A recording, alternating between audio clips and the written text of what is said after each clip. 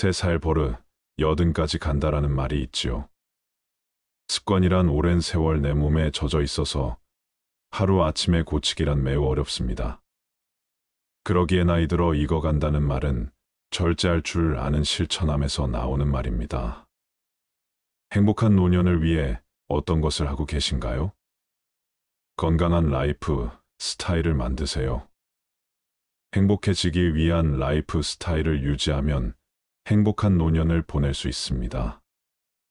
건강한 라이프 스타일을 위해 체중 조절, 식습관, 운동을 함께하는 것이 중요합니다.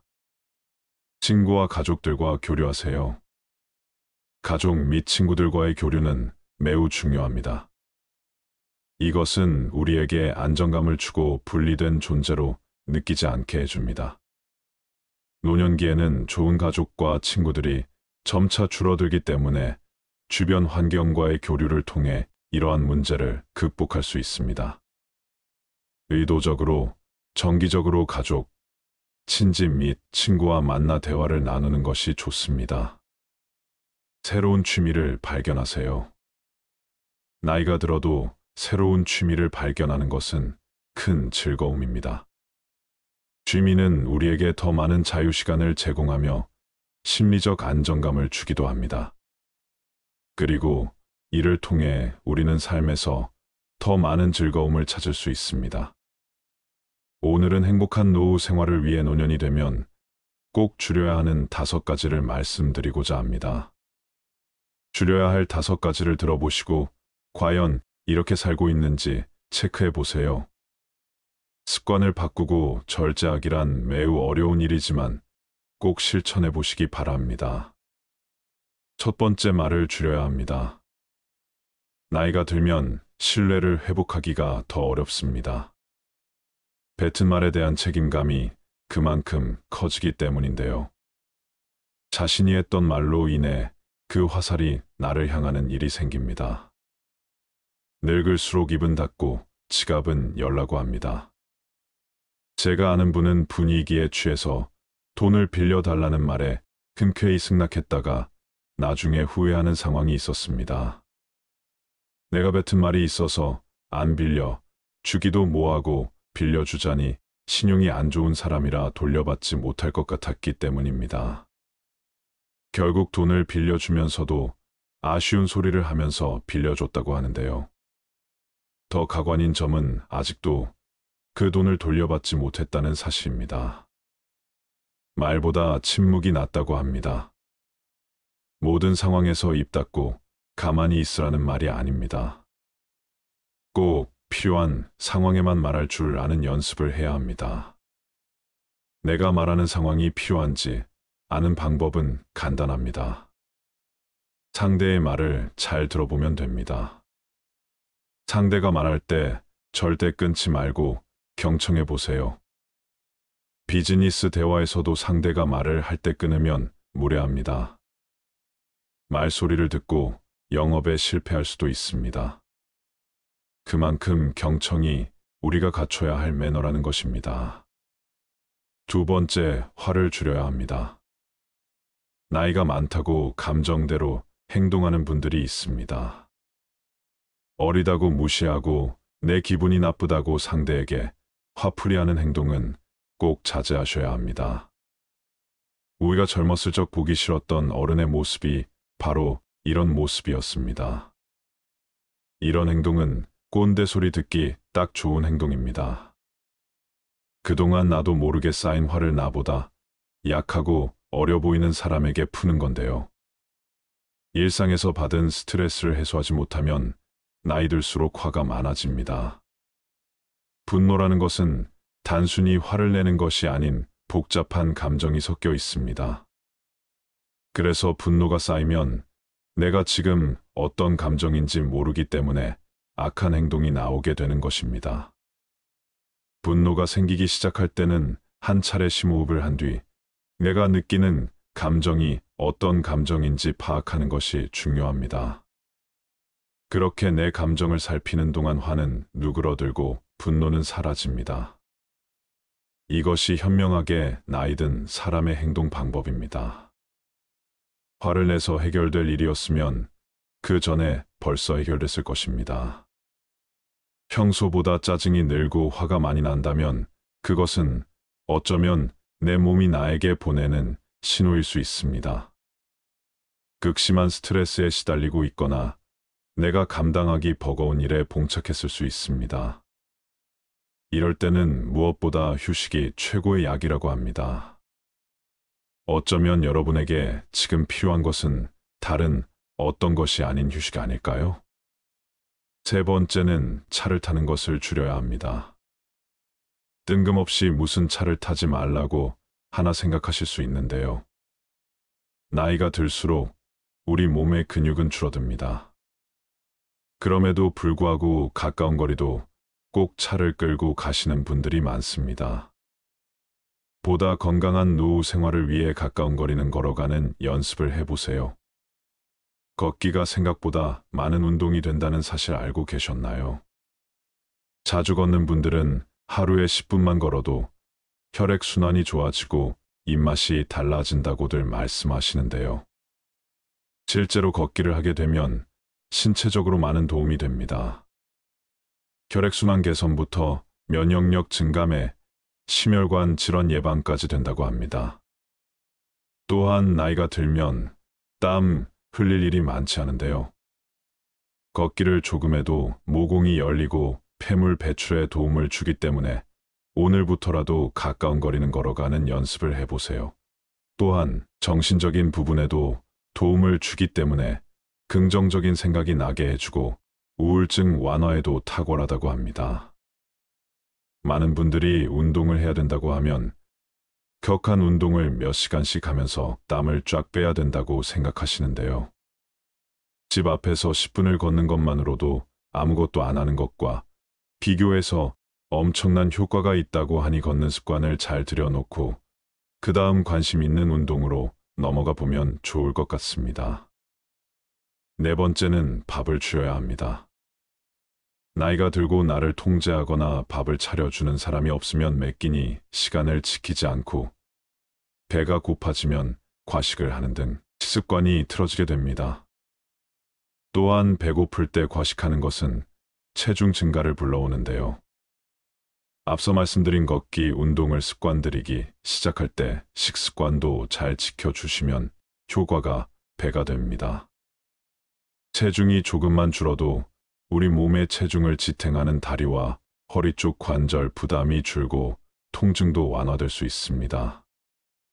또한 소식을 하게 되면 독소 배출에도 도움이 됩니다. 독소 배출이 원활해지면 어떤 상황이 발생할까요? 피부도 좋아지고 평생을 함께했던 뱃살도 쏙 들어간다고 합니다. 나이 들수록 살이 찌는 이유는 기초대사량이 줄어들기 때문인데요. 예전과 같은 양을 먹어도 체중이 오르는 이유가 여기에 있습니다. 다섯 번째는 잠을 줄여야 합니다. 많은 분들이 노인들은 잠이 없다고 말하시는데 이것은 우리 몸의 생물학적 시계인 순환 리듬이 변화하기 때문입니다. 그래서 일찍 자고 일찍 일어나게 되는 것인데요.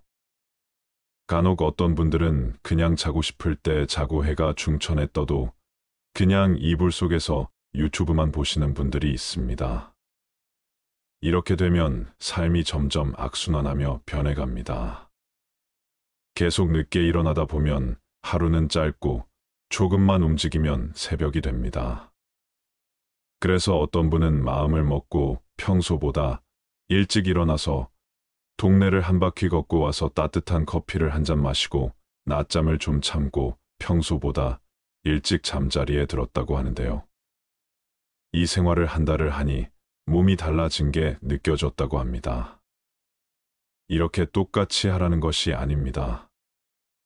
낮과 밤이 뒤바뀌어 있다면 그걸 되돌리는 게 첫 번째 과제라고 할 수 있습니다.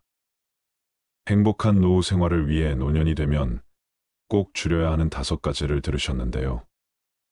불행한 노후가 아닌 행복한 노후를 살기 위한 결론은 바로 삶의 자세입니다. 노화를 받아들이고 지금 할 수 있는 일을 소중히 여기는 삶의 자세야말로 삶을 긍정 에너지로 가득 채울 수 있는 유일한 방법이지요. 우리가 그렇게 바라는 행복은 지극히 주관적입니다. 이 말은 마음먹기에 따라 불행도 행복으로 바꿀 수 있다는 이야기입니다. 예를 들어 늙은 것을 한탄만 하고 아프다는 이유로 집에만 있다면 불행이 삶을 지배할 것입니다. 반대로 노화를 받아들이고 어떤 일 있든 할 수 있다는 생각으로 적극적으로 하려 한다면 삶은 더 알차고 행복에 가까워질 것입니다. 그렇다고 행복한 노년을 위해 할 수 있다는 강박관념을 가져서는 안 됩니다. 건강하게 오래 살아야 한다라는 과도한 강박과 욕심은 스스로를 압박하고 무리한 절제로 이끌어 결과적으로 행복하지도 건강하지도 못한 삶을 만듭니다. 건강하겠다는 강박에 빠지지 말고 당장 내일 생이 마감돼도 후회되지 않도록 무리하지 않는 선에서 하고 싶은 일을 하는 것이 중요하지요.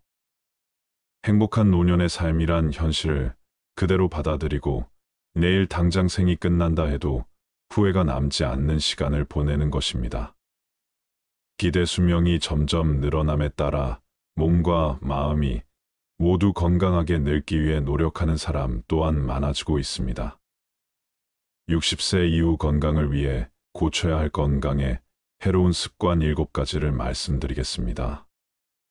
첫 번째, 충분히 숙면하지 않는 습관. 사람이 나이가 들수록 잠이 줄어든다는 말이 있다.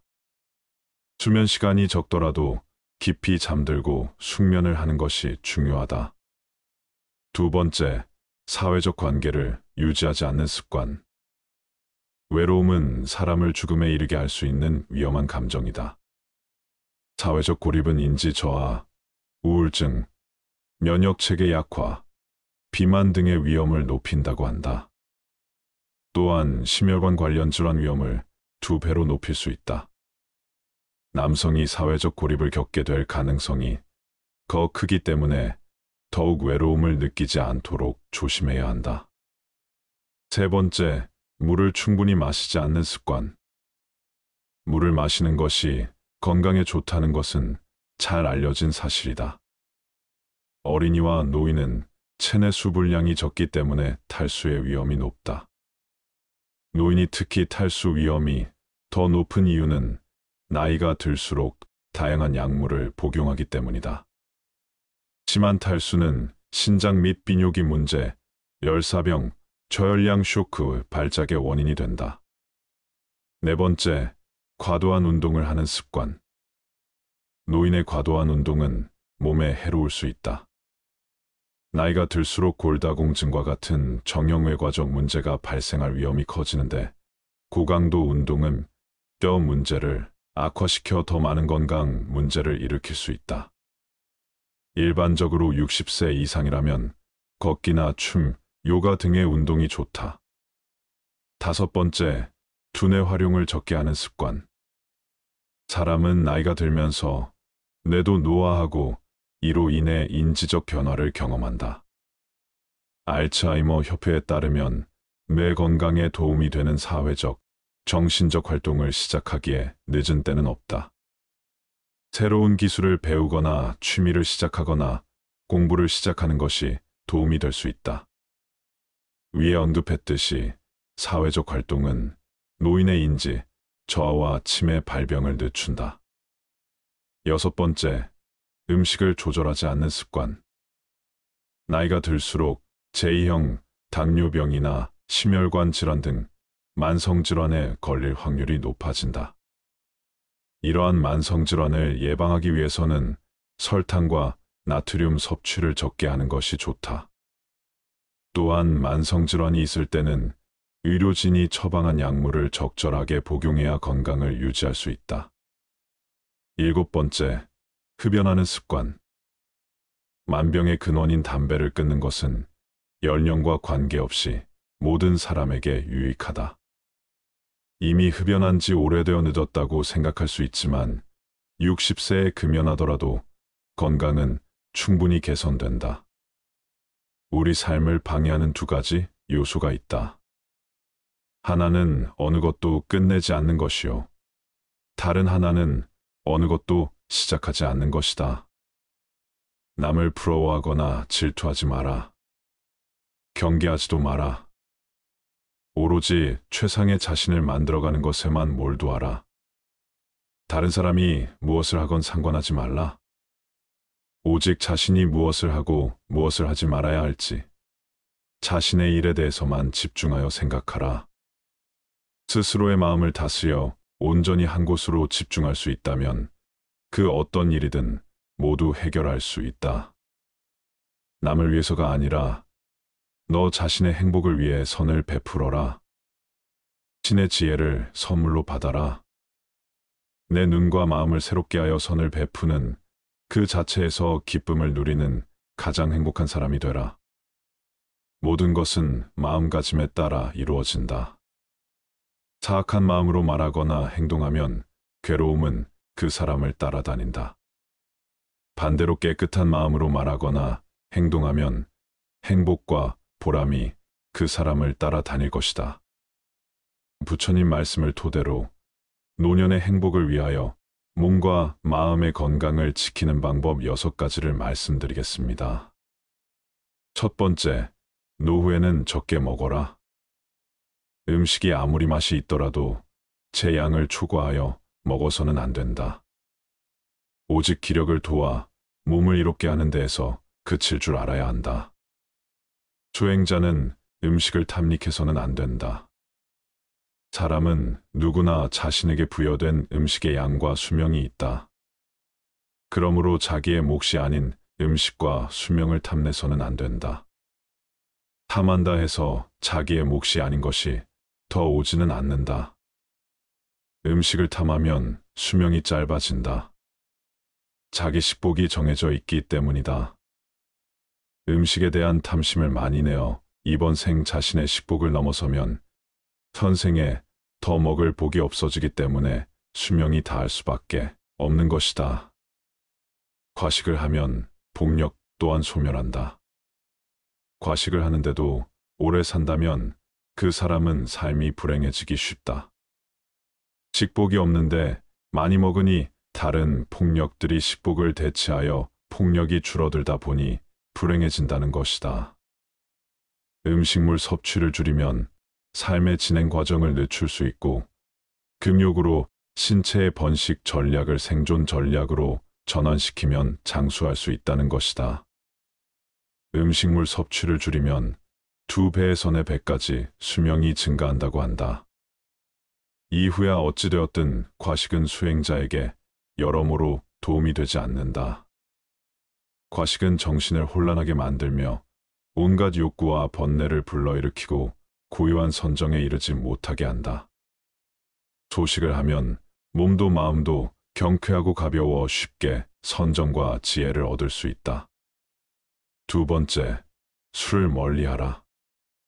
술을 많이 마시면 몸과 마음이 가난해진다. 그러면서도 재물을 가벼이 여기고 사치를 좋아하여 집안을 망쳐 온갖 화를 부르게 된다. 또한 남들과 노름을 즐기고 다른 여색을 엿보게 된다. 술은 온갖 환난의 근본이요 재앙의 근원이다. 술은 독 중의 독이요 병 중에서도 고질병이다. 술은 날카로운 도끼 같아 착한 마음을 손상시키고 괴로움을 부른다. 술을 좋아하는 자는 부끄러움도 몰라 남의 경멸을 받게 된다. 그러므 술을 마실 때는 언제나 절제하는 마음을 가져야 한다. 술은 지혜의 종자를 끊고 어리석음의 결과를 불러온다고 한다. 사람의 정신을 휩쓸고 가는 것은 술만한 것이 없다. 술이야말로 재앙의 근원이고 환난의 근본이다. 과도한 술은 착한 마음을 손상시키고 괴로움을 부르며 경멸을 받게 된다.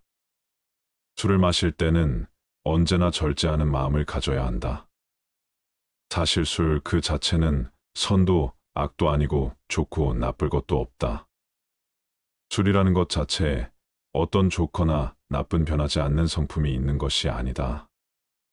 그러니 술을 먹는 행위 그 자체를 가지고 좋거나 나쁘다고 단정 지을 수는 없는 것이다. 문제는 술에 있지 않고 사람에 있다.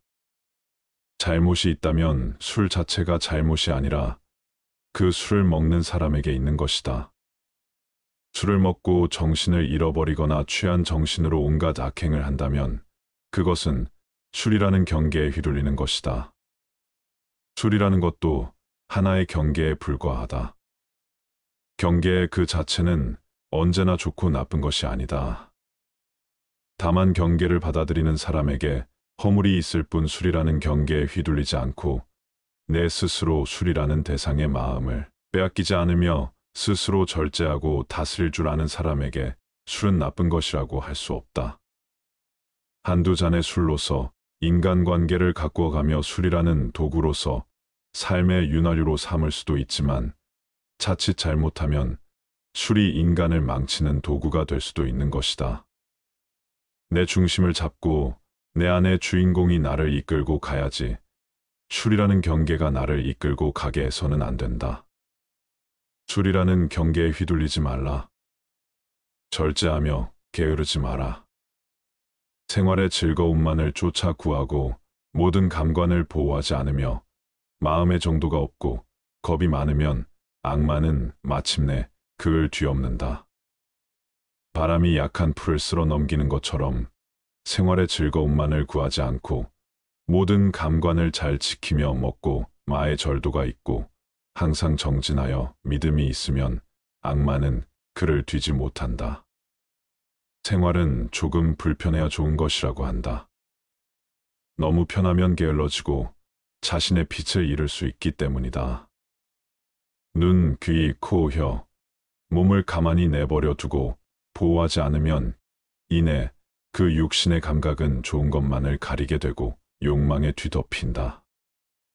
그러면 나아가 먹고 마시는 일에 절제가 없어지고 몸은 게을러져 어떤 일도 스스로 해 나갈 수 없게 되며 나약해지고 겁이 많아지게 마련이다.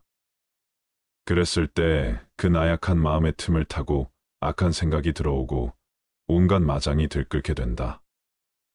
모름지기 사람은 생활의 즐거움만을 구하지 않아 불편한 가운데 스스로 이겨낼 수 있는 힘과 지혜를 길러야 한다.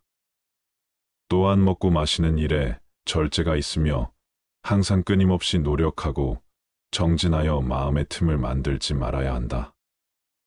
악마는 그런 수행자를 뒤덮지 못한다. 세 번째, 마치 바람 앞에 우뚝 선 큰 산처럼 죽을 때 가지고 갈 수 있는 것을 위해 살아라.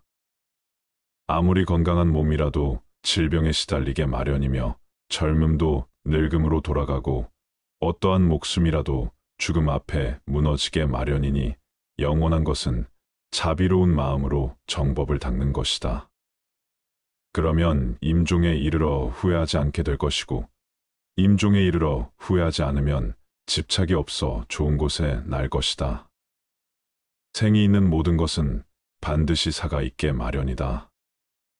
삶이 경이롭고 죽음 또한 경이롭고 신비롭다. 살아있음이 아름답듯 죽음 또한 아름다움의 시작이다. 죽음이 비참하고 괴롭고 어둡고 무서운 것이라는 생각이야말로 인간이 만들어낸 가장 큰 착각이다. 죽음은 또 다른 신비로운 세상으로의 여행이다. 언제나 미지로의 여행은 신비롭듯 다음 생으로의 여행 또한 신비롭고 설렌다. 물론 이번 생을 온갖 악행과 폭력과 화와 번뇌로 물들이며 악업을 쌓아온 사람에게 죽음은 괴로운 세상으로의 여행이 되겠지만 선행과 자비와 사랑과 나눔과 깨어있음의 수행으로 한 생을 살아온 사람들에게 죽음은 설레고 행복한 새로운 탄생을 의미한다. 누구나 태어나면 죽고 건강하던 몸이 허약해지면 부귀영화도 사라지고 젊음도 늙음으로 돌아간다. 그러나 육신이 죽더라도 업력과 폭력과 수행력은 다음 생에 또 다른 새로운 나를 형성시켜 갈 것이다.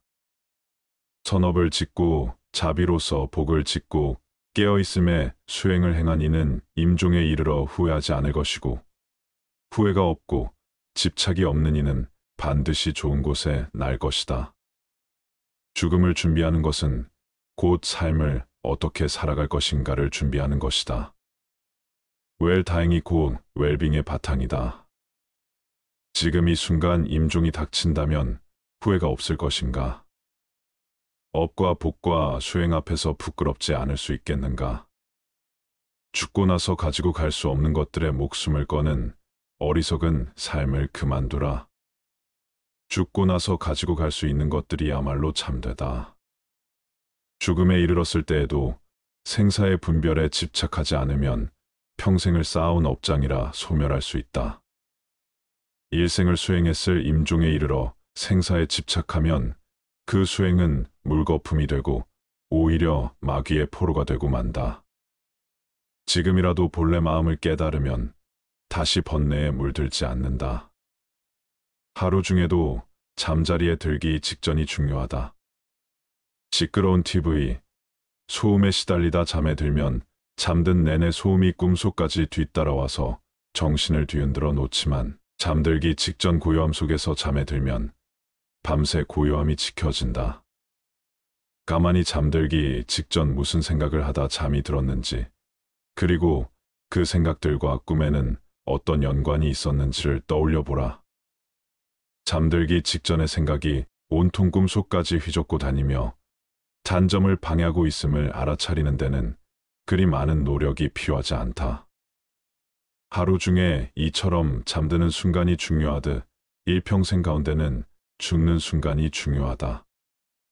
아무리 일평생 수행을 잘했다 하더라도 죽는 순간 생에 집착하여 미련을 못 버린다면 그간의 모든 수행은 물거품이 되고 오히려 마귀의 포로가 되어 헤매고 말지만, 죽음에 이르러 생에 집착하지 않고 냉철한 깨어있음으로 죽음의 순간을 지켜본다면 일평생의 수행을 뛰어넘는 결과를 얻을 수도 있다. 죽는 순간 생사에 집착해 자유롭기 위해 사는 순간에도 끊임없이 생사의 집착을 놓아버리는 공부를 하는 것이다. 하루하루의 삶이 깨어있으며 집착을 버리고 욕망을 거스르며 온갖 번뇌를 놓아가는 쪽으로 비움과 수행의 삶을 사는 사람에게 죽음은 삶의 연장이다. 삶의 순간순간을 어떤 방식으로 살았느냐에 따라 죽는 순간을 어떻게 대처하느냐가 결정되어지기 때문이다. 올바른 웰빙이란 웰다잉과 다르지 않다. 웰다잉을 위해 죽는 순간에 공부를 위해 사는 순간 생사에 집착 없이 올바로 죽는 연습을 하는 것이다. 생사를 비롯한 양극단의 모든 분별을 죽이는 것이야말로 참말로 잘 죽는 웰다잉이다. 네 번째, 더 이상 애쓰면서 살지 마라. 부모에게 받은 이 몸은 마치 시방의 허공을 입으로 불면 미진의 티끌이 있는 듯 없는 듯함 같으며 맑은 큰 바다에 거품이 흘러가면서 생겼다가 사라졌다함과 같다. 겉모습과 몸매와 외모가 중요한 세상, 이런 세상이야말로 이 세상이 얼마나 정신적인 타락의 길을 걷고 있는지를 증명해 주고 있다. 바깥에 보이는 것에 휘둘린다면 내면에 중요한 것은 뒷줄 신세를 면치 못한다. 몸의 실체는 어떠한가? 그것은 꿈과 같고 환술 같고 거품과 같고 그림자와 같고 티끌과 같다. 이런 몸을 무얼 그리 사랑하고 애착하는가?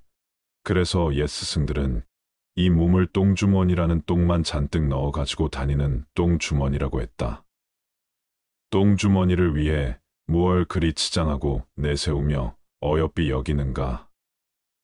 몸 안의 온갖 내장이 기관들 똥오줌을 다 끄집어내 보면 얼마나 더럽고 흉측한 것인가? 그걸 다만 이 하얀 살결에 포장한 것에 지나지 않을 뿐이다. 살결에 포장한 것을 조금 잘했다고 예쁘다 하고 못했다고 못났다고 차별할 일이 무엇인가? 모두가 한낮 뜬 구름과 같고 바다에 뜬 거품과 같으며 꿈과 같고 그림자와 같은 것일 뿐이다. 다만 마음이 중요한 것이다. 몸을 중요시 여기는 그 마음이 우리 몸을 더욱 더럽히고 욕되게 만든다.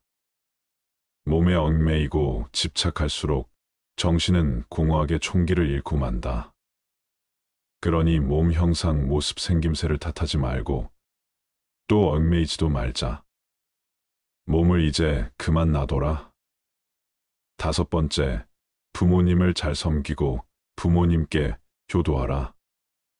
부모님 공경이 곧 부처님 공경이다. 부모님은 나를 낳아서 나로 하여금 도를 배우게 하심으로 모든 남자는 나의 아버지이며 모든 여인은 나의 어머니로 알아라. 이제 깨달음을 얻는 것은 다 부모님의 은혜이니 사람이 도를 배우고자 하면 먼저 효도로 정진하지 않으면 안 된다. 부모님의 은혜는 부처님의 은혜와 동등하고 부모님을 섬기는 데서 오는 과보는 불보살님을 섬기는 데서 오는 과보와 동등하다. 부모님께 효도를 베푼다면 이 세상의 모든 선행의 으뜸이 된다. 부모님이야말로 지금의 나를 개 한 뿌리이며 근원적인 인연이기에 부모님이나 부부 자식처럼 나와 가까운 인연은 곧 내 안에 업이 투영된 관계라고 볼 수 있다. 그들 속에서 나를 볼 수 있어야 한다. 그들과 나와의 관계는 곧 내 안의 업을 녹이는 공부이고 나 자신을 성장시켜가는 마음, 공부의 생생한 현장이다. 업장 소멸에 열린 장이 바로 가족이며 부모다. 그렇기에 부모에 대한 효도야말로 우주적인 순리를 따르는 수행이 자비의 시작이다. 부모님과의 관계가 바르지 못하다면 그 첫 단추가 사회생활의 모든 단추를 흐트러지게 만든다. 가족과의 관계, 그 기초 위에서 모든 타인들과의 인연이 성숙되어 가는 것이다. 특히 효도는 모든 자비와 지혜의 첫 단추와 같다. 그래서 부모님을 공경하는 것은 곧 부처님을 공경하는 것과 같다고 하는 것이다. 부모님처럼 가장 가까운 인연을 소중하게 간직할 수 있어야 한다. 가장 가까운 인연이야말로 내 업의 나눔이니 부모님과의 관계가 껄끄럽고 아름답지 못하다면 그것은 부모님과의 닦아야 할 업이 많은 연유이다. 부모님을 잘 섬기고 부모님께 효도하라. 그것이 업장 소멸의 매우 빠른 길이고 모든 공덕이 그로 인해 시작된다. 어리석은 범부들은 나를 나라고 보아 나에 집착한다. 그러나 필경에는 나도 없고 내 것도 없나니 나를 비우고 내 것이라는 생각도 비워야 한다. 법이란 생각을 일으키면 마와 법이 생기고 법이란 생각이 사라지면 나와 법도 사라진다. 내 자식이다, 내 재산이다 하면서 어리석은 사람은 괴로워한다. 사실 내 몸도 나의 것이 아닌데 어찌 자식이나 재산이 나의 것일 수 있겠는가? 내 자식이다, 내 재산이다, 내 생각이다, 내 것이다 하는 것은 다 어리석은 생각이다. 나도 내가 아닌데 내 몸도 이번 한 생 잠시 쓰고 나면 이 우주에 돌려주어야 하는데 하물며 내 소유를 어찌 내 것이라고 할 수 있겠는가? 잠시 빌렸을 뿐이다. 내 몸도 우주법계에서 잠시 빌어다 쓰는 것이고 내 소유도 잠시 법계에서 빌어다 쓸 뿐이다. 그러니 집착할 것이 없다. 내 몸도 이 우주에서 품어낸 온갖 음식을 잠시 빌려 유지하고 있을 뿐이고 내 생각도 이 세상의 수많은 생각들을 인연 따라 잠시 채용하여 내 식대로 조합해 쓰고 있을 뿐이며 내 자식도 우주적인 법계의 인연과 업의 법칙에 따라 잠깐 부모의 몸을 빌어 나왔을 뿐이다. 세상 모든 것들이 이처럼 다른 모든 존재들 의지하여 다만 잠시 그 모습을 취하고 있을 뿐이다. 세상 모든 존재는 우주의 것이며 다른 모든 존재들의 것이다. 6번째, 유산을 남겨주기 위해 자신의 귀중한 생애를 다 쓰지 마라. 내가 곧 이 우주이며 또한 나는 이 우주의 모든 존재들과 긴밀하게 연결되어 있다. 그러니 어찌 내가 누구를 가지고 내가 무엇을 집착하고 누가 무엇을 소유할 수 있겠는가? 온 우주는 전체에 의해 존재하며 전체에 의해 소유되고 있는 것이다. 그런 신성한 우주적인 것에 내 것이라는 울타리를 치면서부터 우리는 우주로부터, 진리로부터 외면받고 있다. 내 것이란 울타리를 걷어내면 모든 것이 그대로 있을 곳에 있고 제자리를 찾는다. 내 것을 만들면 세계가 나뉘어 시끄럽지만 내 것을 걷어내면 세계도 나도 나뉘지 않아 고요하다. 유산을 남겨주기 위해 자신의 귀중한 생애를 다 쓰지 마라. 많은 사람들이 재물을 얻는데 더 많은 힘을 기울인다. 우리들 이웃을 보면 저마다 돈벌이에 바빠서 개미처럼 동으로 뛰고 서로 뛰고 급하게 서두르고 악착 같다. 돈 아니면 거들 떠보지 않는 상태로 자신을 방치해 버리기도 한다. 사람들은 돈을 벌면 대부분 쌓아두거나 모은 돈을 통해서 더 큰 돈을 벌 생각을 한다. 그리고 그렇게 힘들게 번 돈조차 기꺼이 써버리고 만다. 다행히 어떤 사람이 생애를 무사히 마칠 때까지 별탈 없이 돈을 엄청나게 벌었다 치자 그동안 그가 땀을 쓴 보람으로 남은 것은 단지 황금 덩어리일 뿐 이제 귀중한 세월은 다 써버리고 말았다. 남은 그 황금 덩어리를 남에게 물려줄 일만 남은 것이다.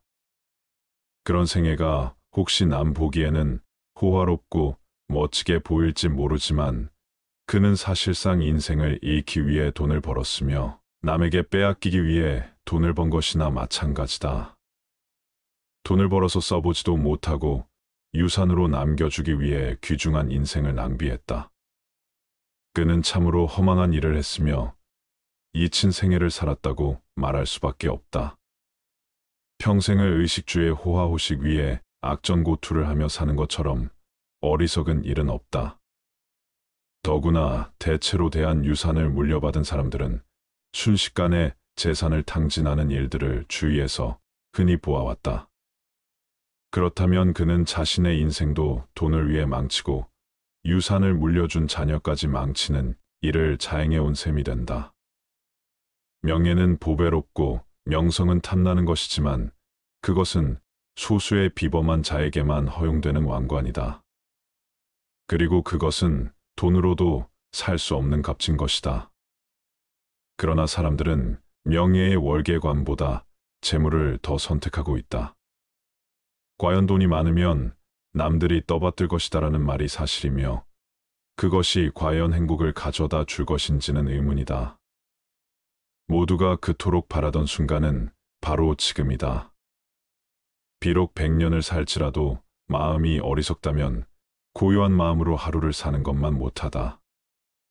비록 100년을 산다고 하더라도 마음이 어리석고 탐욕스럽고 성냄을 일으킨다면 차라리 고요하게 그 마음을 비추며 한순간을 보내는 것보다 못하다.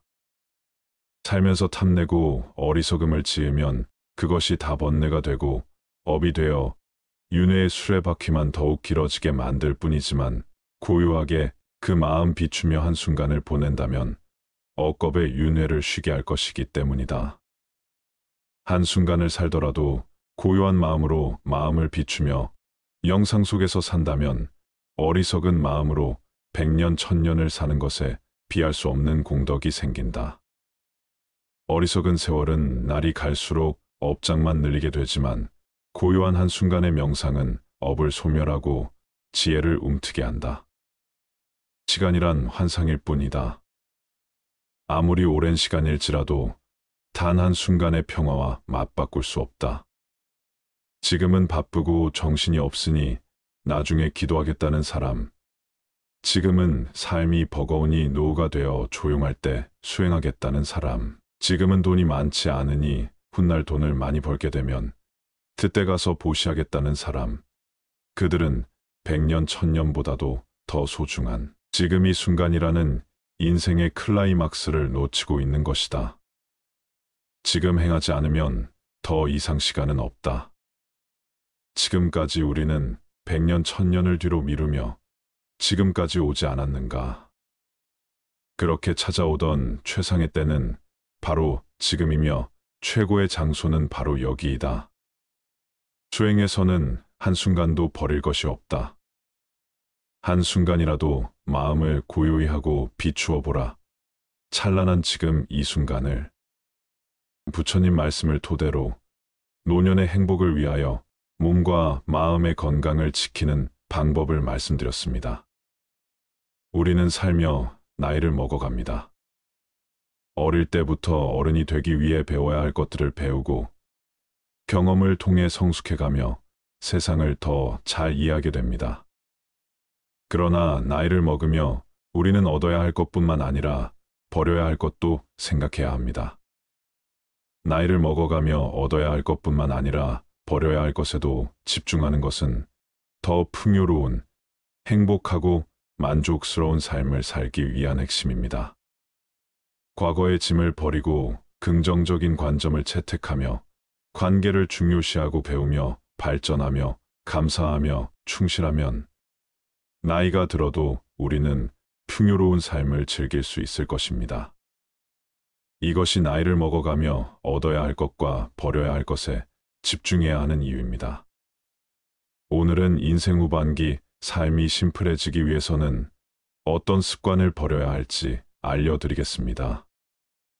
인생 후반기 사물에 대한 집착을 버리고 주변을 정리하면 말끔한 기분의 일상생활이 더 자유로운 기분으로 하루하루를 행복하게 살아갈 수 있을 것입니다. 우리의 행복은 물질로 채워지는 것이 아니라 정신적 평안과 안정에 있기 때문입니다.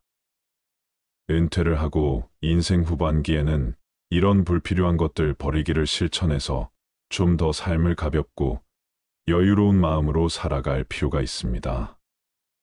불필요한 것을 버리는 생활이란 단지 물건을 버리는 것만이 아니고 살아가면서 자신의 몸에 배어버린 안 좋은 습관들을 하나씩 버려 없애는 의미도 포함됩니다. 먼저 과거의 무거운 짐을 버려야 합니다.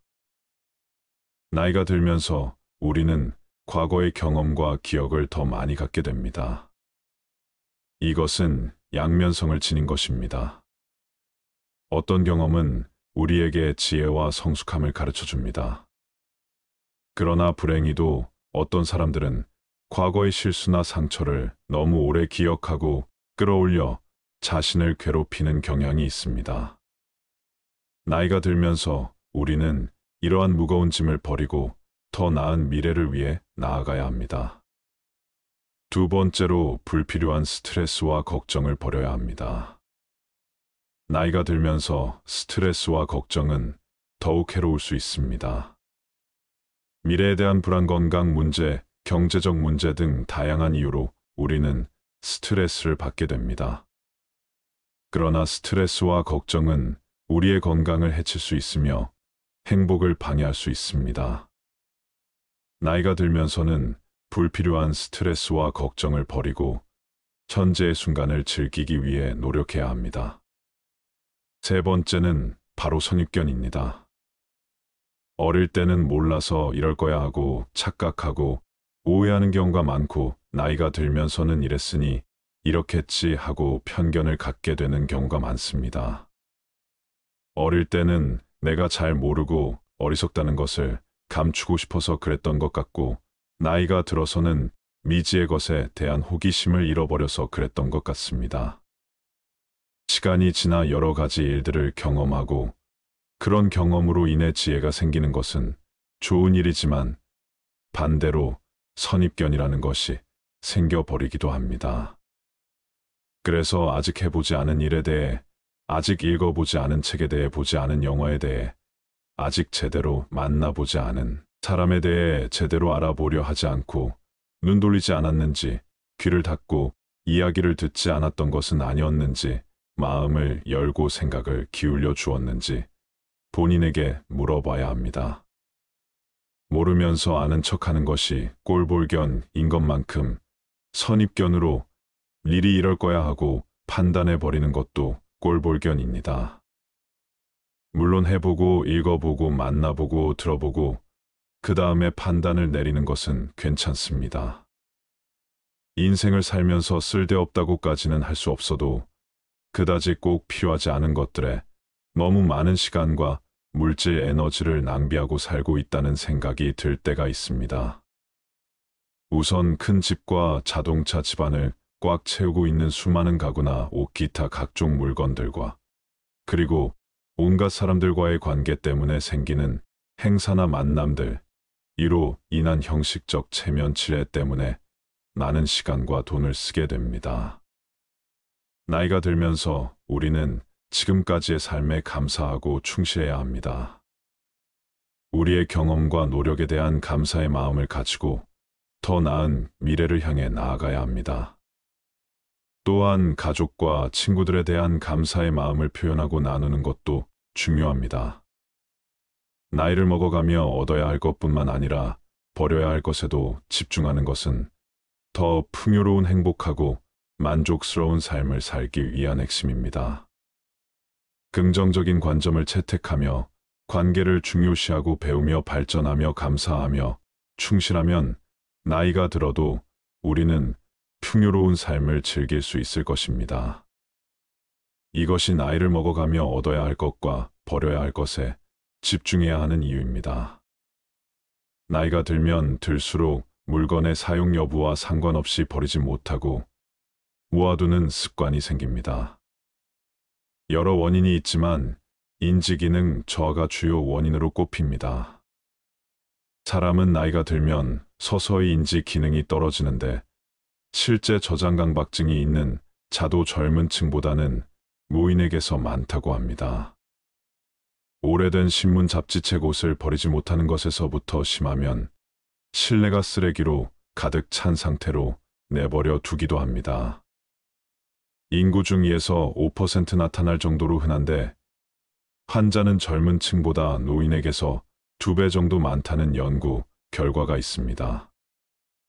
하지만 이러한 물건들은 생활 속에서 무심코 사용하다가 건강에 악영향을 주는 것들이 있습니다. 알고 보면 건강에 무척 해로워 당장 버려야 하는 것들이 있습니다. 오늘은 안 아프고 건강하려면 65세 전까지 즉시 버려야 할 물건 5가지에 대해 알려드리겠습니다. 첫 번째, 오래된 약과 영양제. 집에 영양제가 쌓여 있는 분들 많으실 겁니다. 그런데 모든 영양제를 매일같이 잘 챙겨 드시나요? 어떤 영양제는 매일같이 꼼꼼히 챙겨 드시기도 하겠지만 어떤 영양제는 체질에 잘 맞지 않아 먹지 않고 한자리에 몇 년간 방치되기도 합니다. 아까워서 버리지 않고 가끔씩 드시는 분들도 있고요. 하지만 유통기한이 지나 변질된 영양제는 효능이 떨어질 뿐만 아니라 간에도 무리를 주기 때문에 반드시 버려야 합니다. 약도 영양제와 마찬가지입니다. 건강해지기 위해 먹는 것이므로 유통기한이 넘은 영양제와 약은 과감히 쓰레기통에 버려 건강을 지키시길 바랍니다. 두 번째, 플라스틱과 나무도마. 집에서 오래된 플라스틱 용기를 아무렇지 않게 사용하는 경우가 많습니다. 플라스틱 제품을 잘못 사용할 경우 건강에 치명적일 수 있습니다. 사용 중인 플라스틱 용기 중 PC 제품과 긁힌 상처가 많은 용기들을 모두 버리시기 바랍니다. 이러한 용기들은 가열할 때 유독 가스를 방출하는 물질인 비스페놀 A로 제조되었을 가능성이 매우 높습니다. 또 음식을 가열할 때 플라스틱 용기보다는 유리 용기를 사용하여 가열하는 것이 가장 좋습니다. 그리고 매일 우리는 집에서 도마를 사용해 음식을 만들어 먹습니다. 칼질 많이 한 플라스틱과 나무로 된 도마에 당연히 시간이 지날수록 흠집이 많아집니다. 수많은 틈 사이에는 박테리아나 곰팡이가 서식하기에 좋아 사용 후에는 반드시 도마를 깨끗이 닦아 통풍이 잘 되는 곳에 잘 말려줘야 합니다. 음식은 우리의 입을 통해 몸 안으로 들어가므로 위생적인 조리도구를 이용하는 것이 무엇보다 중요합니다. 세균과 곰팡이는 면역력을 떨어뜨리고 염증을 일으키기에 반드시 도마를 깨끗하게 유지하고 자주 바꿔 주도록 하세요. 요즘은 스테인리스 도마도 있다고 하니 균이 번식하기 어려운 도마를 사용해 보는 것도 좋을 것 같습니다. 세 번째, 낡고 다른 운동화. 운동화를 한 번 사면 몇 년을 계속 신게 되는데 오래된 운동화는 굽이 달라 충격 흡수율이 매우 낮습니다. 또한 신발은 걸음걸이에 따라 뒷부분이 많이 마모되게 합니다. 그런데 마모가 된 신발을 계속 신는다면 어떻게 될까요? 특히 운동할 때 신는 운동화의 뒷부분은 체중이 실리면서 몸에 충격이 흡수되는 곳이므로 마모가 되면 새로운 신발을 신어줘야 합니다. 운도의 밑창이 다르면 뛰고 걸을 때마다 완충되는 곳이 없어 발바닥과 무릎과 허리가 그 충격을 그대로 흡수해 관절과 척추에 손상을 주게 되어 무릎, 통증과 허리, 디스크 등의 발병률을 높이게 됩니다. 아무리 마음에 드는 운동화라도 밑창에 마모된 곳이 있으면 꼭 교체하여 무릎과 허리가 다치지 않도록 예방하시기 바랍니다. 네 번째, 오래 써서 다른 칫솔. 매일 최소 하루 3번 치아를 닦아주는 칫솔은 세균이 번식하기 참 쉬운 물건입니다. 더군다나 입안 닦기 때문에 각질층이 없는 점막에 바로 세균이 침투하기 쉬워 각별히 깨끗하게 관리해야 합니다. 입안에 상처가 있다면 바로 혈관을 통해 세균이 우리 온몸을 헤집고 돌아다니게 되므로 반드시 칫솔 관리 위생을 지켜주셔야 합니다. 칫솔에 세균이 번식하는 것을 막으려면 일주일에 한 번 물을 묻혀 전자레인지 1분간 돌려주면 된다고 합니다. 생각보다 간단하죠. 평소에는 통풍이 잘 되는 곳에 놔둬 물이 빨리 마르게 해주시고 칫솔모가 벌어진 칫솔을 이용해 치아를 닦아주면 치의 제거가 되지 않으므로 최소 2~3개월마다 교체해 주어야 합니다. 5번째, 오래된 화장품. 유통기한이 지났어도 아깝다며 화장품을 계속 바른 적이 있으신가요? 기초 화장품은 얼굴 전체에 매일 발라야 해서 그럴 일이 드물겠지만 색조 화장품은 기초 화장품에 비해 적은 부위에 바르고 기초 화장품만큼 빨리 닳지도 않아 몇 년 동안 사용하는 분들이 많은 것 같습니다. 하지만 색조 화장품도 기초 화장품과 마찬가지로 피부에 바로 닿는 물질이므로 반드시 유통기한을 지켜서 사용해야 합니다. 화장품은 사용하지 않는 동안 이 생물의 번식과 함께 오염될 수 있습니다. 특히 오래된 화장품은 세균, 곰팡이, 곤충 등의 미생물이 번식할 수 있는 환경입니다. 또한 일부 화장품에는 환경 호르몬이 포함되어 있을 수 있으며 장기적으로 건강에 해를 끼칠 수 있습니다. 특히 립스틱과 마스카라는 입과 눈의 점막에 바로 흡수될 수 있어 세균이 침투하기 쉬워 반드시 유통기한을 지켜야 한다고 합니다. 립스틱과 마스카라는 개봉 후 6개월까지 유통기한이라고 하니 참고하세요. 사용하지 않는 화장품은 즉시 버리는 것이 좋고 사용 중인 화장품은 꼭 유통기한을 체크하여 적절한 시기에 교체하세요. 우리의 건강은 우리가 책임져야 할 소중한 자산이므로 건강한 삶을 위해 행동에 옮겨 보시기 바랍니다. 지금까지 실제로 열심히 사고 모아두었지만 살다 보면 많은 것들이 그다지 쓸모가 없는 것들이라는 것을 알게 됩니다. 또한 많은 물건들로 둘러싸인 어수선한 공간에서는 정신도 쉽게 산만해지고 마음이 무거워져 생각도 정리가 되지 않습니다. 그러므로 물건에 대한 집착을 버리고 주변을 가볍게 정리할 필요가 있습니다. 살다 보면 어떤 일이든 후회가 남습니다. 미리 알았더라면 후회를 덜 남길 수 있었을까요?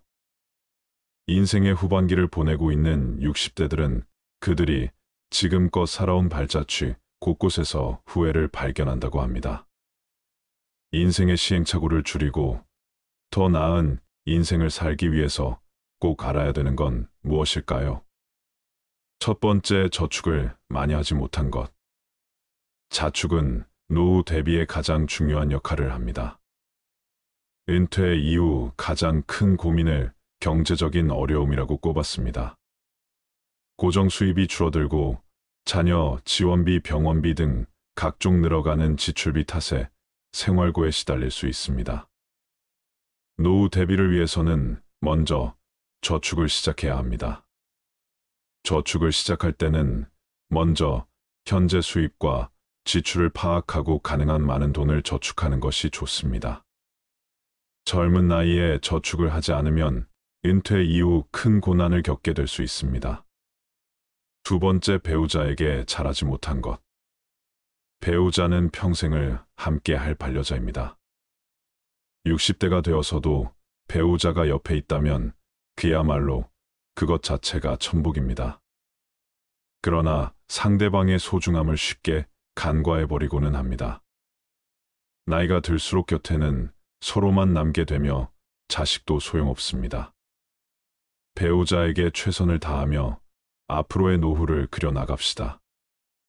세 번째, 건강을 소홀하게 한 것. 건강이 중요하다는 사실을 모르는 사람은 없습니다. 하지만 젊어서는 그것을 잘 모르고 자기의 몸을 혹사시킵니다. 그거 하나 한다고 건강해지겠어 하고 무심히 지나쳤던 습관들이 사실은 평생 건강을 지키는 열쇠입니다. 건강을 유지하기 위해서는 규칙적인 운동과 올바른 식습관을 유지하는 것이 중요합니다. 많은 종류의 영양소를 저염식으로 골고루 섭취하세요. 영양 과잉과 결핍이 되지 않도록 철저한 관리가 필요합니다. 그 중에서도 특히 치아 관리를 잘해야 합니다. 치아는 하루아침에 좋아지지 않기 때문입니다. 또한 건강검진도 정기적으로 받아 건강한 삶을 유지하는 것이 좋습니다. 건강한 삶은 노후에 대비하는 가장 좋은 방법입니다. 오래 사는 것이 기본인 시대에 우리는 유병장수보다는 무병장수로 가야 합니다. 네 번째, 자식과 대화를 많이 하지 못한 것. 자식들과 평소에 대화를 많이 하지 않았다면 노년의 소중한 친구 하나를 잃는 셈입니다. 늙고 병들면 자식들에게 의지하게 됩니다. 자식과 친밀한 관계를 유지해야 후회 없는 자식 농사를 했다고 느낄 수 있을 것입니다. 뿐만 아니라 자식과 건강한 유대감을 형성하는 것은 노년의 정신적 안정감에도 도움을 줍니다. 자녀들과 진정으로 소통하지 못했다면 노년이 불행할 것입니다. 다섯 번째, 노년을 함께 할 친구를 못 만든 것. 배우자 다음으로 친구가 가장 큰 자산입니다. 취미 생활을 공유할 수 있는 친구, 자신의 속 얘기를 가감없이 털어놓을 수 있는 친구가 있다면 늙어서도 외롭지 않은 인생을 보낼 수 있을 것입니다. 자식들은 바쁘다고 얼굴 보기가 어려울 것입니다. 만일 평생을 함께 할 친구가 없다면 노년은 무척 외롭고 쓸쓸할 것입니다. 여섯 번째, 평생 할 수 있는 취미. 만들지 못한 것 취미라고 해서 골프 등과 같이 돈이 많이 들어가는 것일 필요는 없습니다. 등산과 가벼운 산책, 독서, 음악 감상 등과 같이 큰 돈이 필요 없는 것들도 많습니다. 취미를 갖게 된다면 평생 지루하지 않은 활력 있는 삶을 보낼 수 있을 것입니다. 또한 취미를 부부와 함께 하는 것이 가장 좋습니다. 친구들과 어울려 친목을 도모할 수 있는 취미 생활도 추천합니다.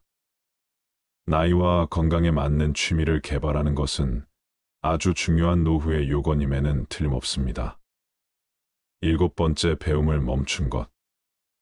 60대 공부하는 것은 지난 삶이 바빠서 하지 못한 공부를 하거나 여생에 필요한 지식을 습득하는 경우도 있고 또 단순히 시간을 보내는 한가로운 독서도 있습니다. 하지 못했던 배움을 한다는 것은 아주 소중한 시간입니다. 요즘에는 70대 이상의 노인들도 컴퓨터를 배우고 새로운 도전에 나서고 있습니다. 평생 공부하고 배우는 일을 멈춰서는 안 됩니다. 배우려는 열정이 있다면 인생이 모작도 가능하다고 전문가들은 조언합니다.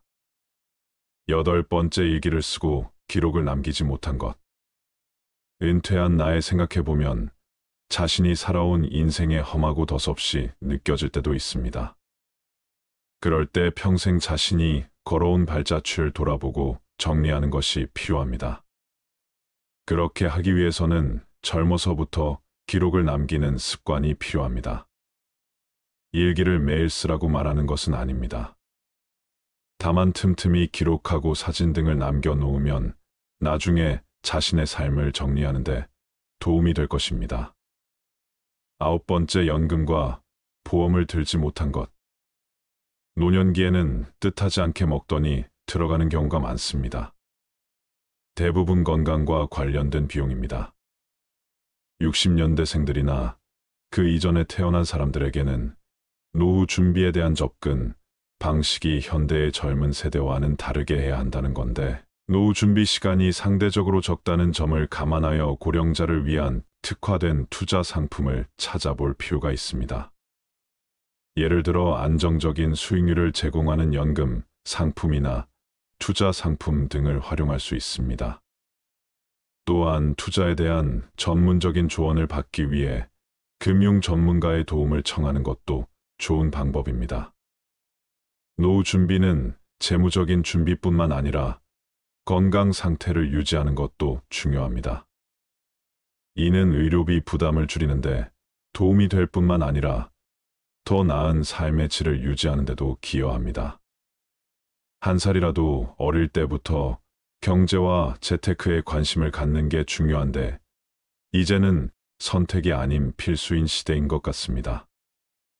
이러한 돈을 아깝다고 생각하기보다 준비를 한다고 생각해야 합니다. 마지막으로 99%가 공감한 내 인생에 더 도전하고 여행을 많이 다니지 못한 것. 그때 했어야 했는데, 그때 그 시절에 나만이 할 수 있었던 일이나 도전이 있었을 것입니다. 대부분의 사람들이 평생 살아오면서 가장 후회하는 것 중 하나가 도전을 하지 않았던 사실이라고 답했습니다. 이어 여행을 떠나지 않았던 사실을 안타까워했습니다. 자식 키우고 회사 일을 하느라 여유가 없었을 것입니다. 그래도 다른 돈을 아껴서 여행을 떠나라고 선배들은 조언합니다. 훗날 회상할 수 있는 좋은 추억을 마련해 놓는 셈입니다. 그동안 수고한 60대의 모든 삶을 응원합니다. 올해 85살인 할머니가 가장 후회되는 것 중 하나가 너무 많은 걱정을 하고 산 것이라고 말하였습니다. 할머니는 이렇게 말씀을 하셨다고 합니다. 걱정하지 마. 그냥 내가 걱정한다고 못 사는 자식이 잘 사는 것도 아니고, 내가 걱정한다고 병이 낫는 것도 아니야. 걱정은 하는 게 아니야.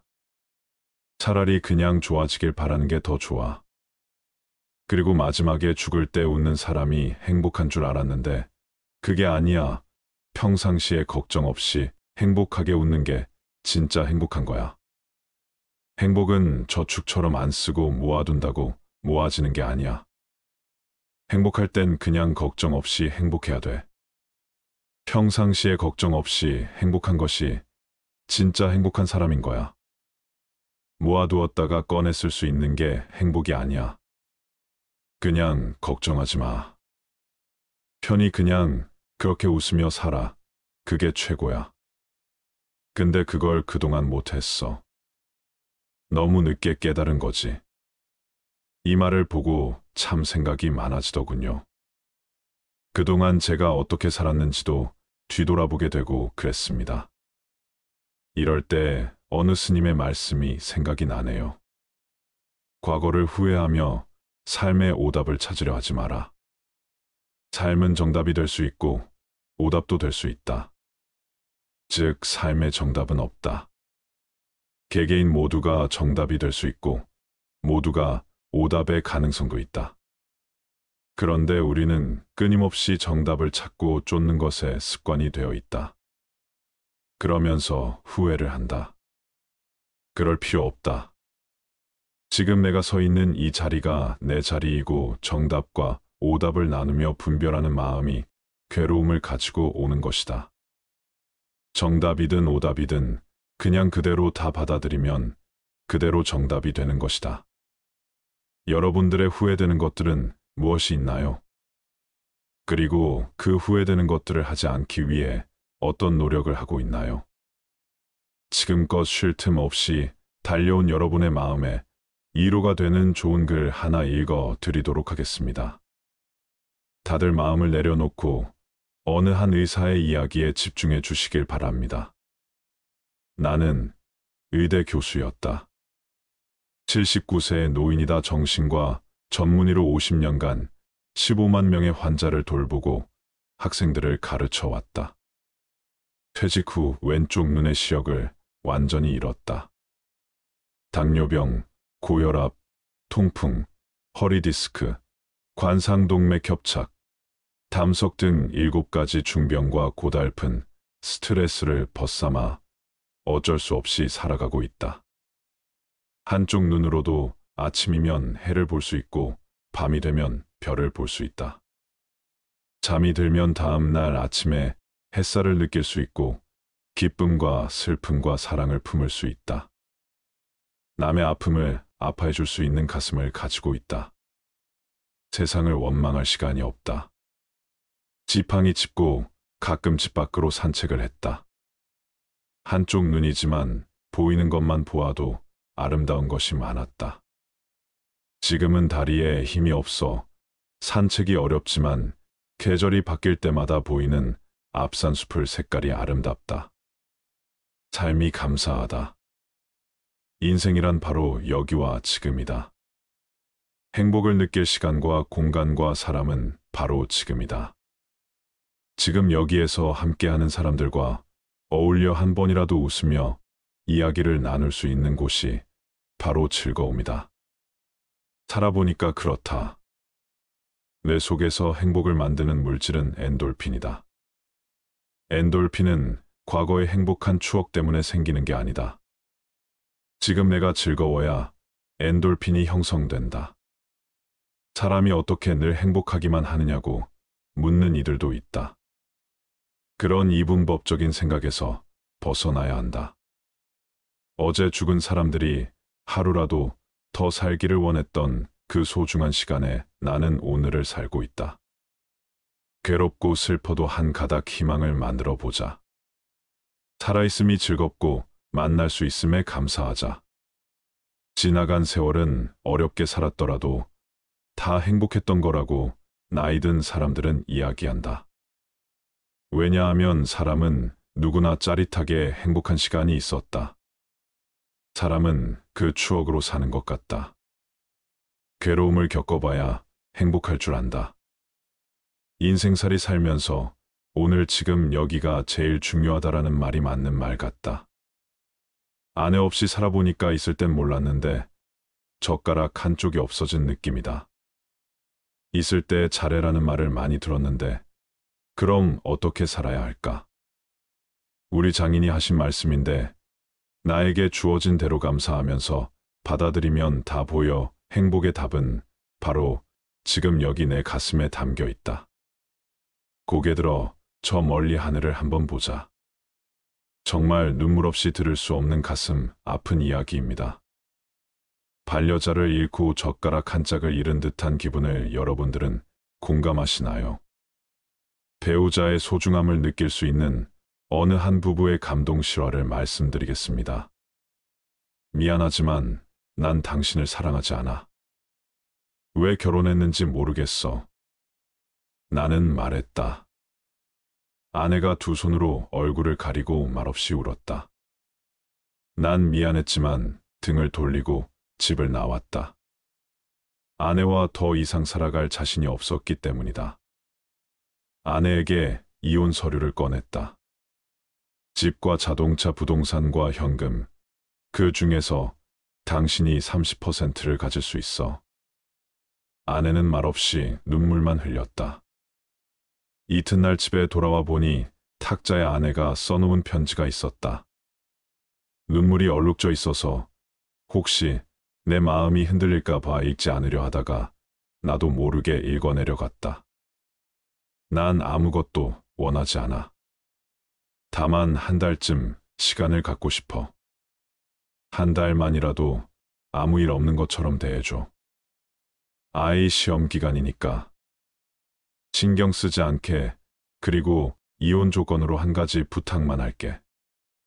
당신이 결혼 첫날 아침 출근할 때 나를 안아서 거실에서 현관까지 갔던 것처럼 한 달간만 그렇게 해줘.